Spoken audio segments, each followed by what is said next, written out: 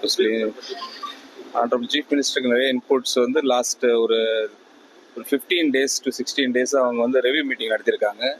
எல்லா துறை ரீதியாக அமைச்சர்களும் செக்ரட்டரி எல்லாம் மீட் பண்ணியிருக்காங்க.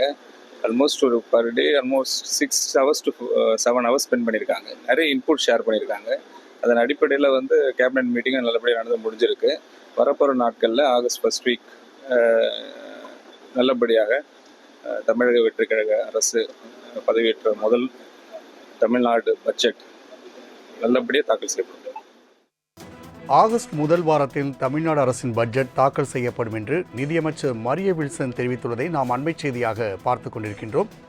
அமைச்சர்கள், தலைமைச் செயலாளர் மற்றும் துறை சார்ந்த செயலாளர்களோடு முதல்வர் விஜய் விரிவான ஆலோசனை மேற்கொண்டு வருவதாகவும், ஆகஸ்ட் முதல் வாரத்தில் தமிழக பட்ஜெட் தாக்கல் செய்யப்படும் என்றும் நிதியமைச்சர் தெரிவித்துள்ளதை தற்போதைய அண்மை செய்தியாக பார்த்து கொண்டிருக்கின்றோம்.